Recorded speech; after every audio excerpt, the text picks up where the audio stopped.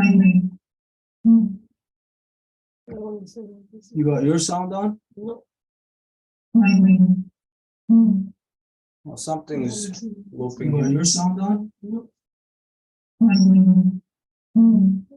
Well, something's looping. You got your sound on? Okay. Are we in the live Zoom here?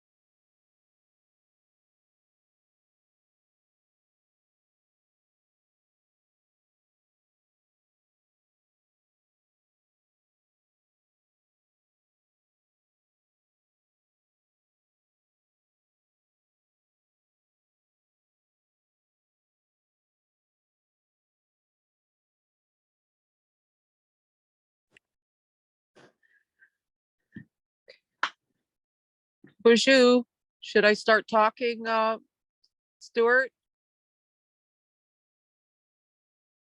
Can you hear us?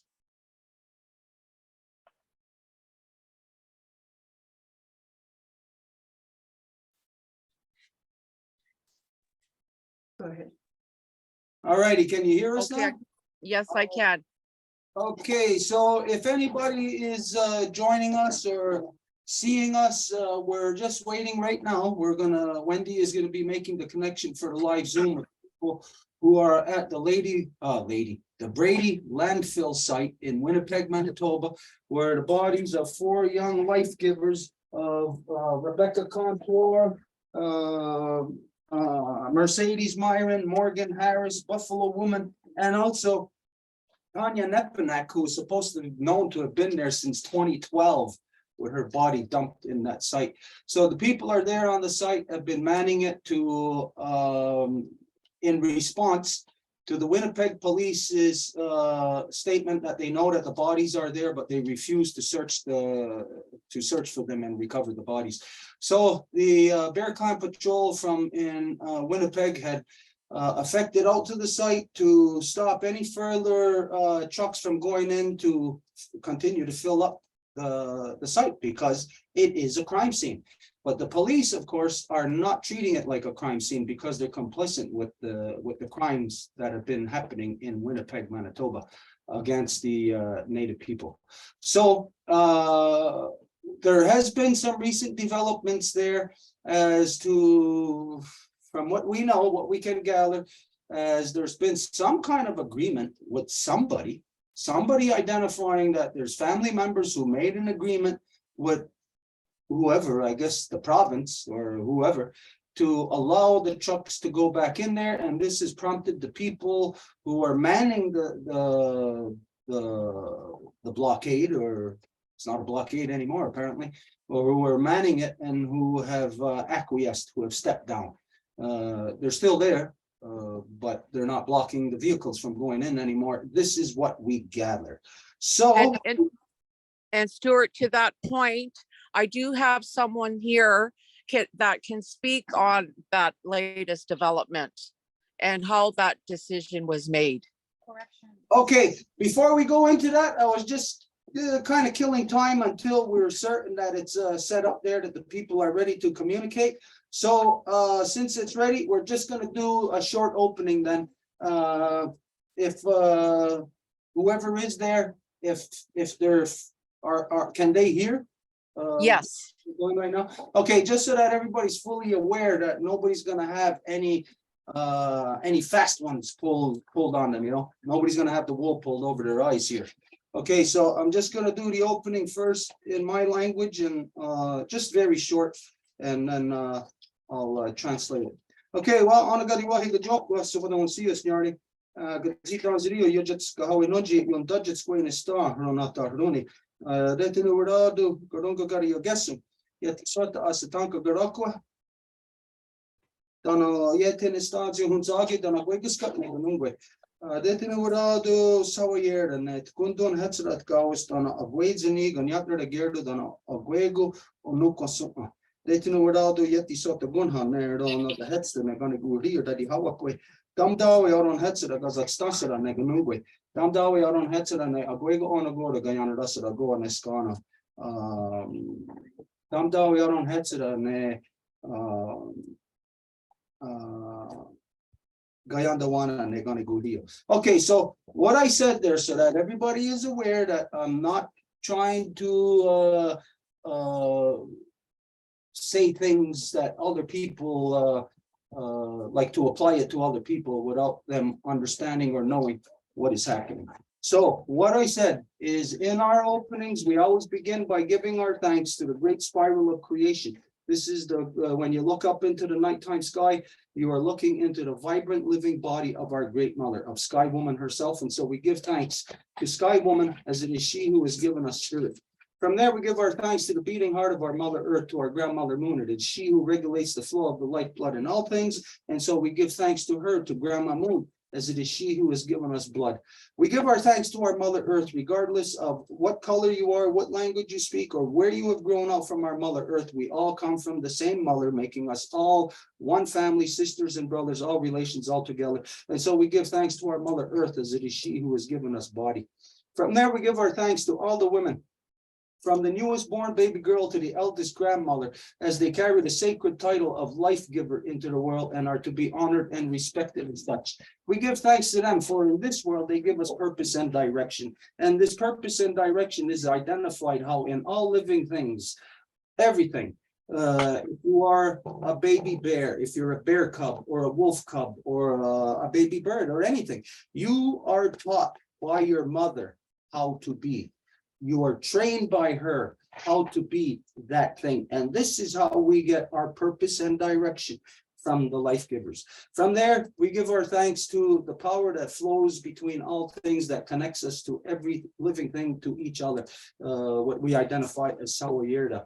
And we give thanks to the life-giving force within all strains of life that continues to perpetuate life. So this is the mothers in all strains of life. We give our thanks to our ancestors who carry the good mind, and we ask them to help us to resolve this issue that we are confronted with right now. We ask our ancestors to help us to return our mothers back to their natural seat of authority within all our nations, so they can manage all of our people properly once again. And we ask our ancestors to return the true spirit of peace, power, and righteousness back to the people, with the balanced mind leading to the good mind. Okay, so all of this is what's identified in the opening, and clearly we can see here that there is a common theme, or that there is a link, a thread throughout the opening that is honoring our mothers. And so today, as we know, that we're all here centered or circled around the issue that is happening to the life givers within our nations, not just with what we are aware of, but all across our nations, right across Turtle Island. The mothers, the life givers, are under attack. They are being genocided. When you set out to genocide the people, of course, you go after the mothers that progenerate, is that the proper word? That perpetuate our legacy. And we know that our legacy here in Turtle Island is that of law, peace, power, and righteousness. Regardless of what nation we may be from, we may have had a lot of our identity, a lot of our culture stolen from us, destroyed. Some of us may have only remnants left, or even maybe not even any story left, but to just know in our hearts as to who and what we are. And who and what we are is we honor our mothers. We stand for law. We are not lawless like in the white man's world. We are people of integrity. And so what brings us to this issue, the reason why why we have asked Wendy to affect to the site there so that we can speak directly to the people who are on the site, because we got involved in supporting the action that the people had taken in going there to stop the trucks from going in, because it is in fact a crime scene. Now, you cannot have anyone dumping more garbage on a crime scene. Of course, we all know that. That's the white man's stupidity, because the police are part and parcel to this genocidal act of what's been happening now for 500 years of white men raping and murdering Native women. But the other white men in the society are complacent with that crime, because they are all a part of the colonial agenda of genociding the original peoples. And in particular, in Winnipeg, we must remember that Winnipeg is in fact a colonial outpost. And so in a colonial outpost, you can only expect the behaviors from colonial genociders. It is not what you think, that you are living in a modern city or town or village or whatever Winnipeg might claim to be. All it is a social experiment upon anyone who is there, and it will kill the people who are there. It will kill their spirit. And so what we are addressing here is a worldwide white supremacist crime ring that has identified itself as to perpetuate its agenda and to take out people who are not them, people who oppose to them. And here we know in Turtle Island, their what they perceive as their natural enemy is the original peoples of Turtle Island. And this means that white supremacist men are going to continue to kidnap, rape, and murder our women. So this is what we have to understand, what is actually happening in Winnipeg, Manitoba. It's not just that some crazy guy is going around and killing women on his own. No, this is the colonial agenda of the outpost of Winnipeg. This is what the agenda is there, right from where they have been dispatched from, right from Britain. And so it plays out in this form today that, well, maybe all of a sudden the people can start to get a glimpse of what the true crime is here. It's not a crime of today. It's a crime, it's a multi-generational crime that spans the last 500 years, that the initial rapes and murders of the white man, the pirate that first stepped foot here in Turtle Island, is no different and cannot be separated from this crime of this white man. They are all interconnected. It is all a colonial agenda.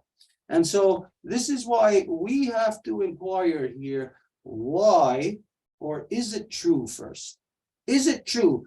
Did the people there on the site have views acquiesced, stepped aside, and continue to allow trucks back into the site now? And if so, is this solely because of the claim that there are family members who have agreed to this?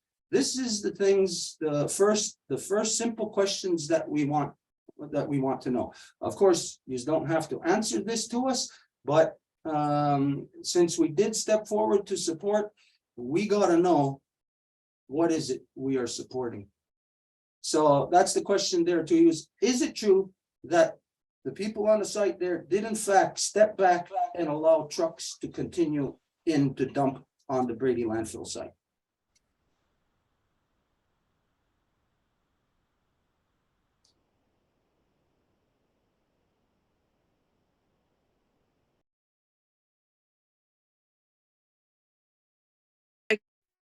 To introduce himself, but his name is Trey, that is going to be speaking on that. So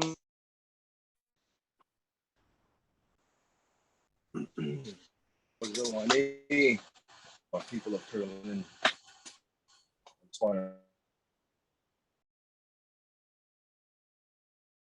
So I come to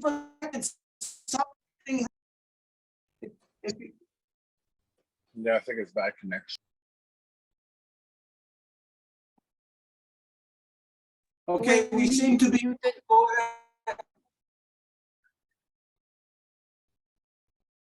Wendy, you're muted. Yes, we're gonna go outside to get in here.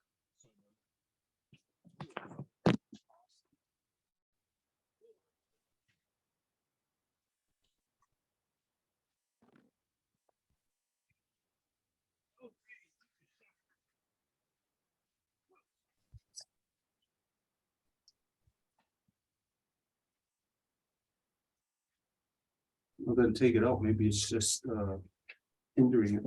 Moving back and forth for no reason. No, it's not even there. It doesn't even- I'm gonna take it out if it's not even there. It's just annoying.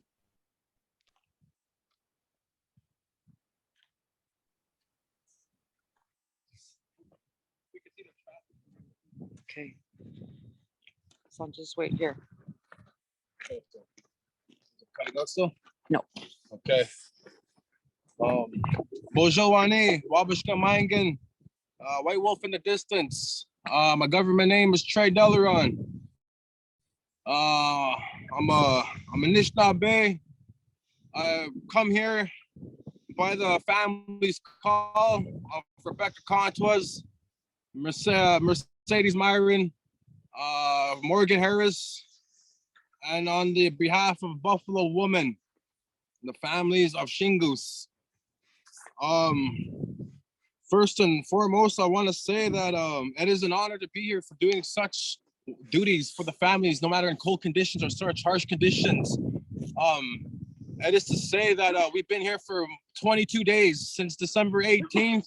Before that, it was we were doing blockades, blocking the entire road, making sure nobody was coming through.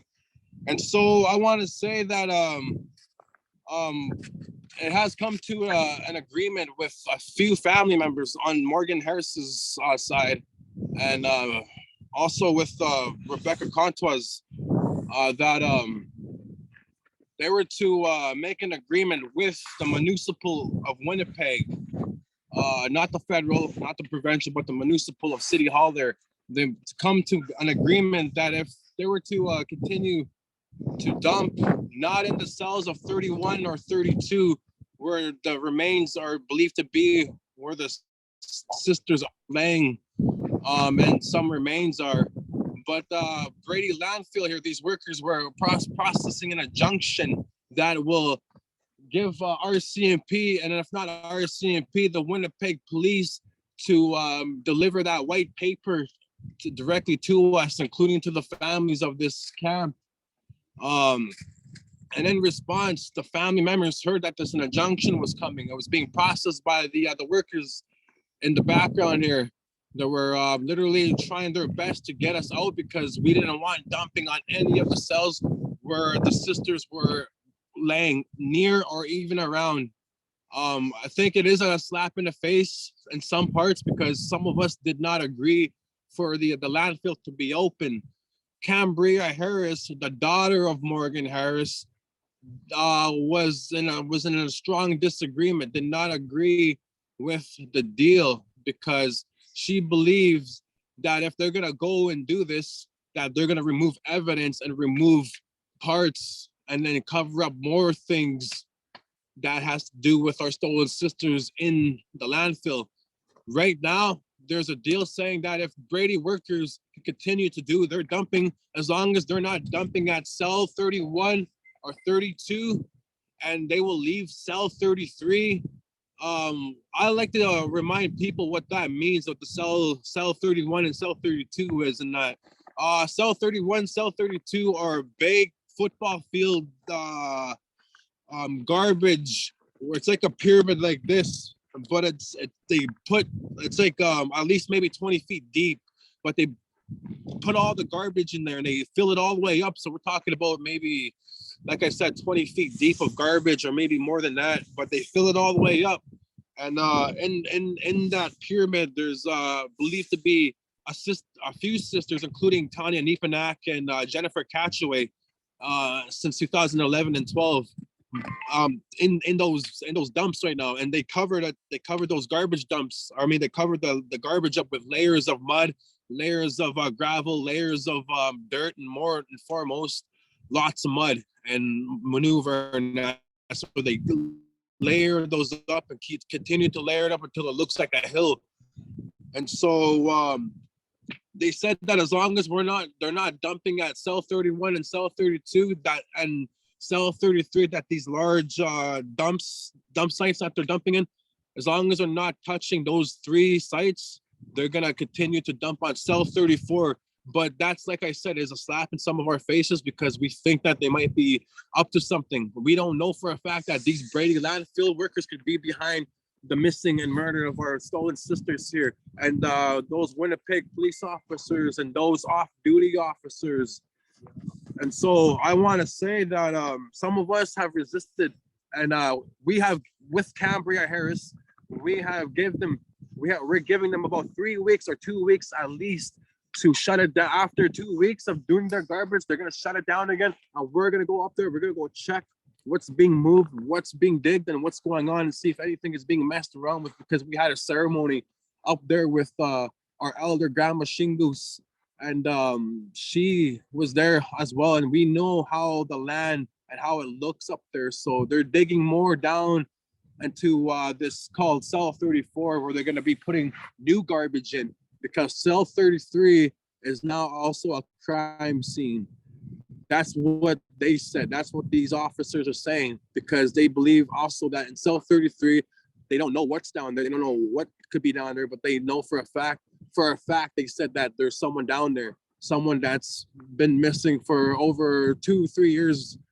And so we're thinking to ourselves, now they're trying to push this injunction, but because we resisted and we said that if they're going to come with an injunction, they better send the army to come remove us, because we're not leaving. We're not coming. We're not staying. I mean, we're not leaving. We're not taking bullies, and we're not going to be pushed off the edge. We're going to stand on our ground.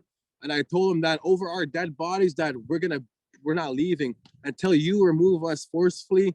But with that comes self-defense. And in our tradition, self-defense is ceremonial and traditional. So I put that in their minds that we are here just like our brothers and sisters in Mohawk territory defended the burial ground in Kanasantake and throughout Ganawake. Those burial grounds are sacred, and our women that are in there are sacred, just like that. Our women are sacred, and I say that we will defend our women to the last man, because they're sacred, like those burial grounds. They conceive life, they give life, and they carry that water in them for 9 months. And so anything that comes out from our women are sacred, and they're walking sacred beings. We must take that seriously and defend them all at one cost. And that is to our last man. I'm not saying this for views or likes or anything, because I speak from my heart. I'm willing to die for this. I'm willing to die for my sisters, just like they die for us.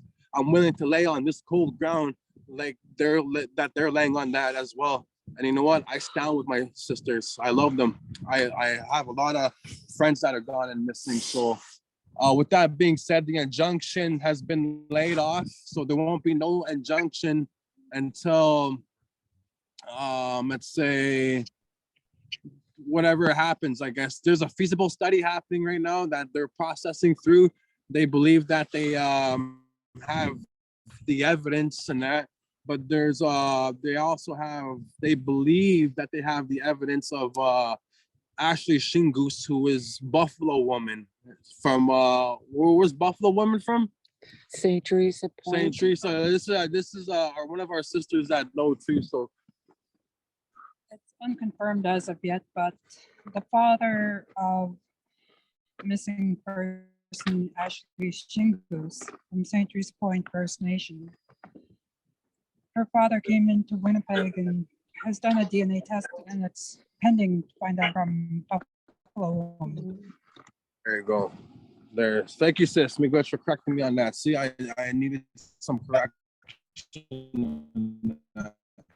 And so what's happening here is that we're going to be here for the long haul.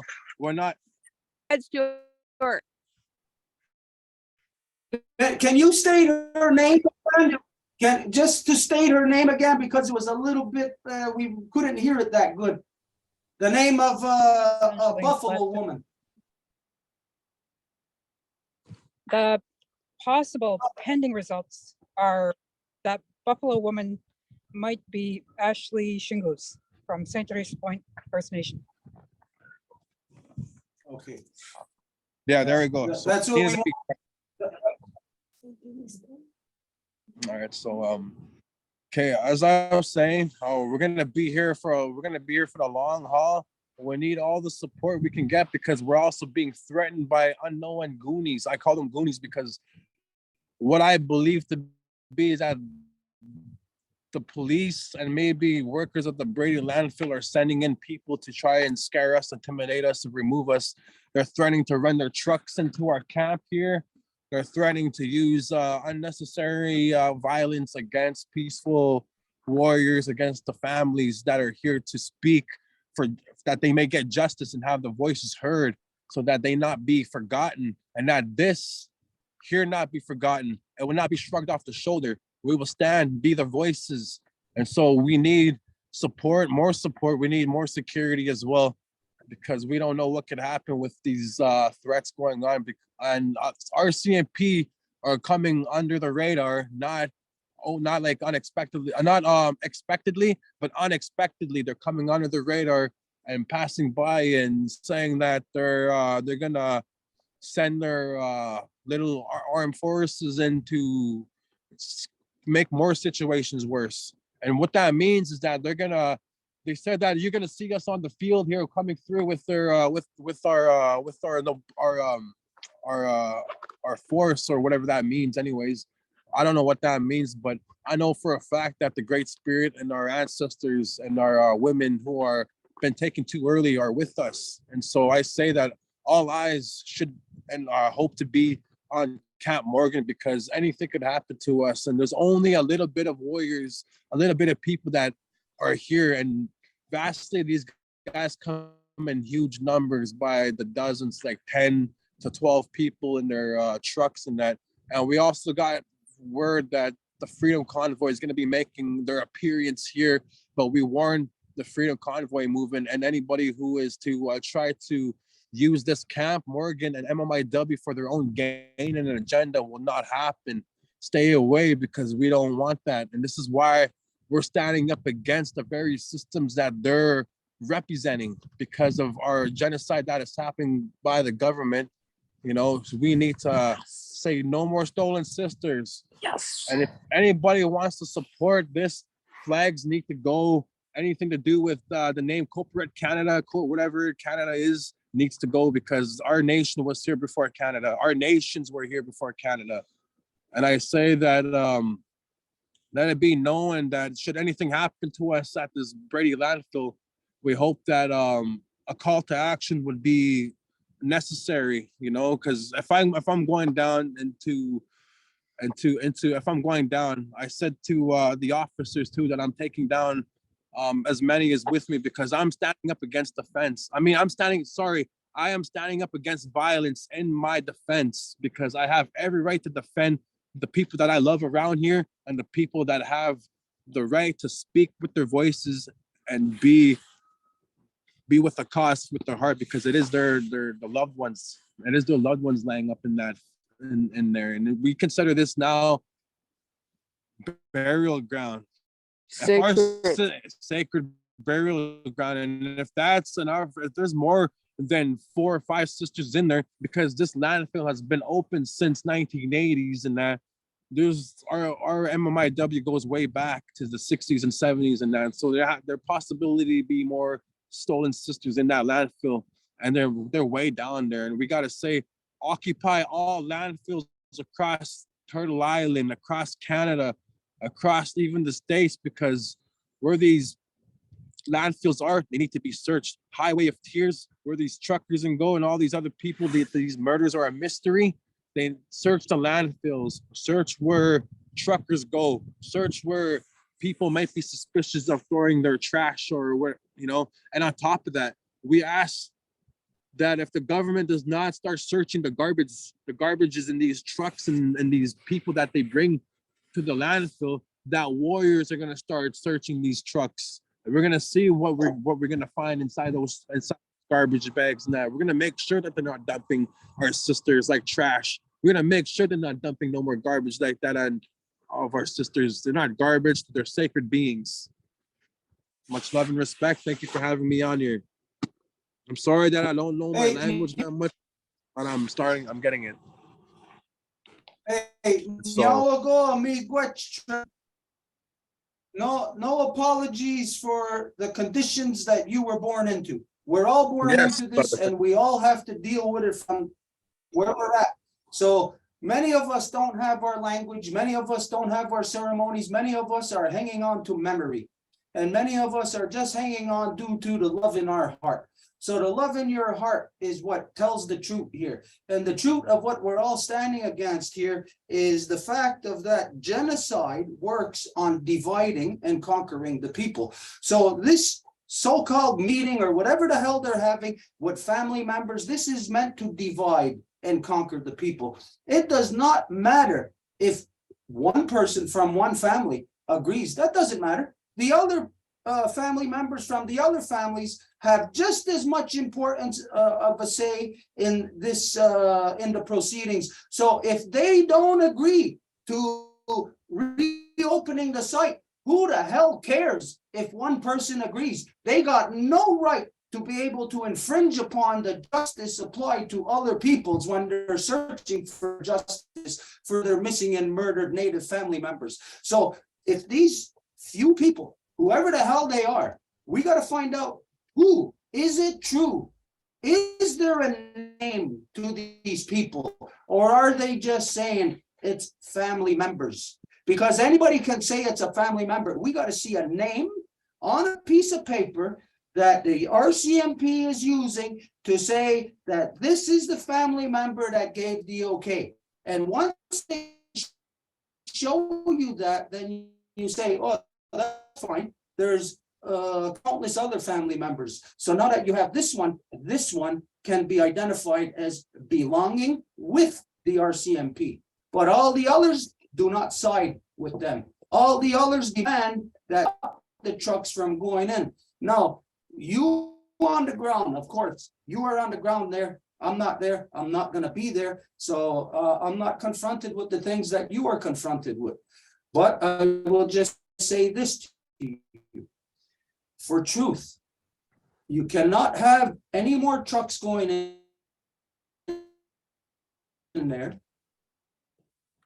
What you actually want MP to come and serve you an injunction. They are not going to do that. This has been an idle threat. The RCMP is coming to give you idle threats that they're going to come in with force. These are idle threats because the police have already acquiesced their policing duties and obligations by saying they're not going to search this site, which means that those police have no authority on those grounds whatsoever. The people who have the authority on those grounds are the people who are standing there for justice, treating it as a crime scene as to what it actually is. So the authority on those grounds there are you and the people who are standing there demanding justice. We suggest this to you. Now, again, of course, it's not us on the ground. It's not us who are going to have to go through this thing. We suggest that you stop all the vehicles from going back in there and tell the police that they're going to say, they're going to say that if you continue this, we're going to take action against you. And you say, good, bring your injunction. Say, bring your injunction. No one is to stand against them physically to try and stop them. If they got their injunction, if they bring an injunction, then step back to where you are now. You're already back there. Move your fire back into the middle of the road. Stop those goddamn trucks from going back in there, because the reality of what is being uncovered here, this is the tip of an iceberg of a worldwide white supremacist human trafficking ring.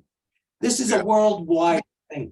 Now, I don't know about anybody on the ground there or the police or the reporters in the community. What they have done, their research or their investigation into this guy, what's his name? The guy? Murderer?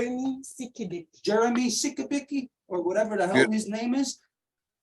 This guy We just searched him for 5 minutes and found all the different white supremacist groups that he is in fact a part of, that he identifies himself as what of the European, Holy Europe. the part of Holy Europe. And so he links himself to a worldwide organization of white supremacists who are known for murder, who are known for violence. So just the mere fact that this guy is linked to this identifies that that site there is part and parcel to a worldwide white supremacist human trafficking ring. Any Native women, men, anybody who's disappeared in the past 500 years, it's directly due to these people. The police, the RCMP are a part of it. They are white supremacists, protecting white supremacists, because anybody, any cop worth their bullets could have done a little bit of research and to find out this is a white supremacist ring. And that in its own self gives the at least the suspicion of that he did not work alone, that he worked in compliance with people, workers, employees at the Brady landfill site. This is the reason why they are threatening with injunctions, but people have just acquiesced. They can threaten all they want. Nobody is going to come through with what the threats that they're saying, except for the rapists, criminals, murderers, and pedophiles in the RCMP. They are the only ones who are going to come forward with the injunction. Let them come forward with the injunction. Let them show the world their white supremacist acts. And then you show the world that you do step back to where your fire is now under the conditions that they search this worldwide white supremacy ring of human trafficking. This means that everywhere that there's people on all of these websites that are directly connected to this guy, that everywhere in whichever city, if there's people who went missing, guaranteed those people on those websites, those white supremacist websites, are the perpetrators. You look and search at any landfill sites adjacent within a 50-kilometer radius of where they live, guaranteed you are going to find dead bodies. We are looking at a worldwide ring of white supremacist murderers. This is an agenda that the RCMP, the local Winnipeg police, everybody is a part of, even the ass-kissing sellouts within our own people who are sitting there in a so-called feasibility study. You have to be the biggest ass-kissing sellout ever, Native person, to be sitting with white people saying, oh, let's have a feasibility study to see if it's worth our time and money to search for missing and murdered Native women, when the police identify, yes, they are in fact in those grounds. And just to say that, well, they can't dump their trucks on this cell or that cell, that whole place is a crime scene. You need to push the limit of this little game that's being pushed back and forth right now. The police are the culprits here. They are guilty of aiding and abetting a worldwide white supremacist ring of murderers, of human trafficking. Right now, we know that it involves women. Right now, we cannot say if it involves children, but you tell me, when has not white supremacists ever not targeted children? So based on the white man's own history, we can identify right now where we are at. You are at the flashpoint. You are receiving the tip of the spear of genocide. You have to stand strong. We are not there. It is you on your own. The most that we can do is to do what we're doing right now. This is it. But everybody knows that there is a lot of people going to be affecting to that part of the country within the next couple of weeks. And we have to take advantage of that. Yes, we don't want the truckers involved in this, but what if, once they get there to Winnipeg in 2 weeks, what if we controlled not to be on that site? but to man approximately 500 yards away from where you are at. In intervals, in a radius all around you, 500 yards away, because this is from where the RCMP snipers are going to take shots at you. It's going to be the RCMP snipers out there in the open who are going to take shots at you from there. It's going to be the white supremacists that the RCMP and the Winnipeg police are a part of and protecting that are going to be there taking these shots at you. So just as a suggestion, that within the next 2 weeks, when this convoy gets there, that you direct them to be only within a 500 yard radius from where you are at, in intervals of maybe 100 feet apart or 200 feet apart from each other, so that those non-native people will be manning what's coming in. And this way, anything that does get in can be directly associated to who those non-native people are. So we would be putting these white people to the test. We'll be putting their feet to the fire because they will be directly responsible for whatever is going to get through there.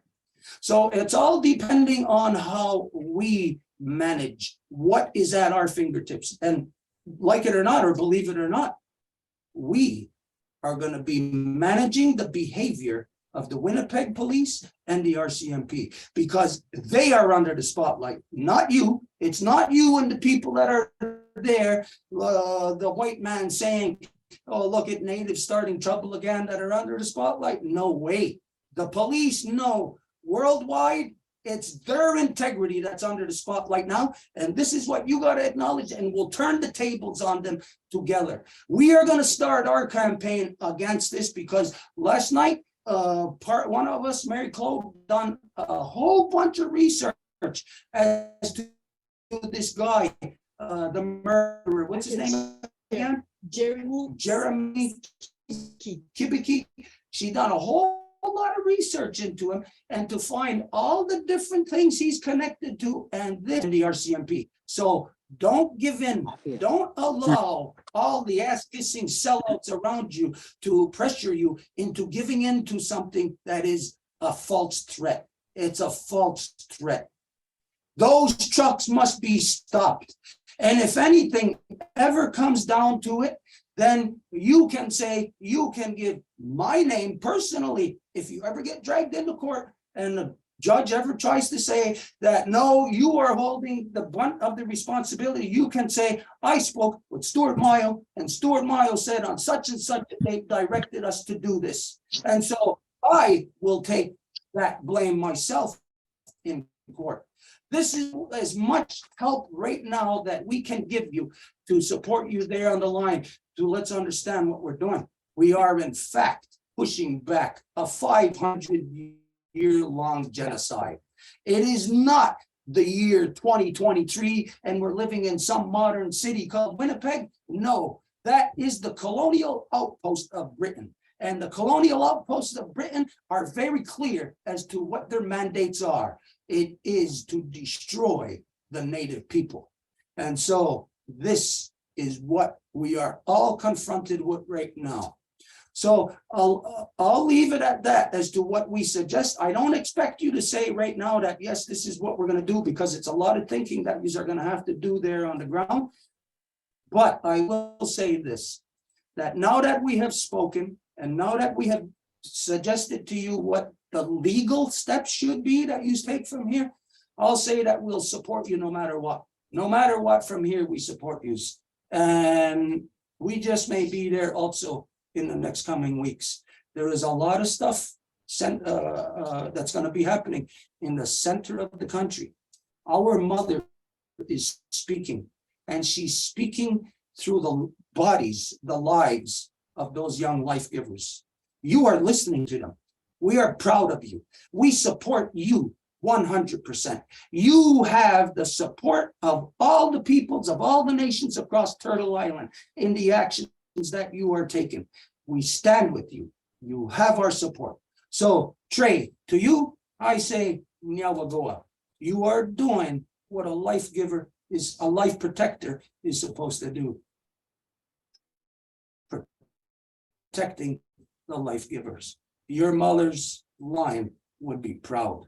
You have to be proud. Stand in integrity and don't listen to whatever any of the assholes have to say. Stand there no matter what, in integrity. Our mother is going to defend what you are standing for. And like we said, when the time comes, we also have legal positions in court for you to take, for everyone to take, because I myself am involved in an ongoing court case now over the last couple of years that has the British Crown attorneys tied in knots, where they are acquiescing, trying to find a way out of this legal quagmire they found themselves in. We have turned the tables. The tables of genocide have turned. And this is what we have to understand. You could stand there all by yourself, Trey. You do not need anyone, because the tables of genocide have turned. And we are pushing back now. You have the legal authority. Nyawagoa, for everything that you are doing there. Nyawagoa, for all the people that are there. I trust of you to convey this message into the fullest of what you feel to the people there, so that the proper decision is going to be made. But no matter what it is, no, like we said, we are supporting you now 100%. So Nyawagoa, any final closing statement you want to make on anything? Miigwech for the support and the message that you have said to me, for me to get it into my brain here, because now I eventually now taking the right path on what you said seems to be the way, because I agree with it 100%, and I gotta say I am with it fully, and I know that the cry for justice needs to be done, because when their injustice becomes the law, our resistance becomes the duty. Turtle Island, may there be justice. No more stolen sisters. Oops. Thank you, Miigwech, for having me. Nyawagoa, Trey. We'll talk to you soon. Wendy, Nyawagoa for this. That's a lot of time taken out of your day.